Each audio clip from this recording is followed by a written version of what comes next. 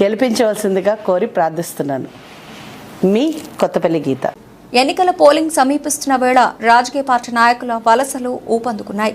అందులో భాగంగా పాయకరావుపేట నియోజకవర్గం నక్కపల్లి మండలం డిఎల్పురం గ్రామం నందు సుమారు 150 మంది మత్స్యకారులు జనసేన రాష్ట్ర ఉపాధ్యక్షులు బోడపాటి శివదత్త సమక్షంలో జనసేనలో చేరారు. వీరికి కండువాలు కప్పి పార్టీలోకి ఆహ్వానించారు. ఈ సందర్భంగా శివదత్తు మాట్లాడుతూ రాష్ట్రం అభివృద్ధి పథంలో నడవాలంటే అది కూటమి అభ్యర్థుల విజయంతోనే సాధ్యమని అన్నారు. అలాగే జనసేన పార్టీ సిద్ధాంతాలను నమ్మి పార్టీలో చేరిన వారికి సముచిత స్థానం కల్పిస్తామని శివదత్తు అన్నారు.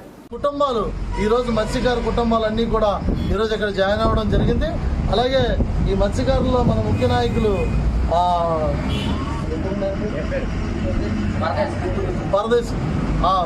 మన పరదేశ్ గారు మరి ఇతర నాయకులు అందరూ కూడా కలిసి ఇందులో పెద్ద పాత్ర పోషించి ఈరోజు జనసేన పార్టీలోకి చేరడం జరిగింది.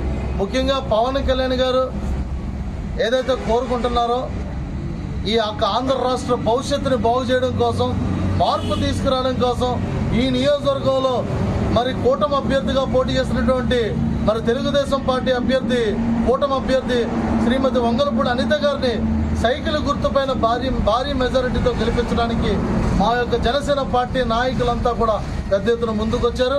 అలాగే కూటమి ఎంపీ అభ్యర్థిగా మరి సీఎం రమేష్ గారిని కూడా భారీ మెజారిటీతో గెలిపించడానికి మా నాయకులంతా కూడా ముందున్నారు.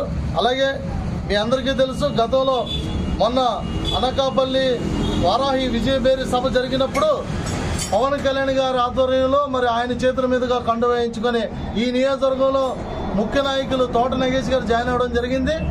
ఆయన వచ్చిన తర్వాత కూడా కొంతమంది స్థానికంగా ఉన్న నాయకులు పెద్ద ఎత్తున జనసేన పార్టీలో కూడా చేరికలు చేరడం జరుగుతుంది.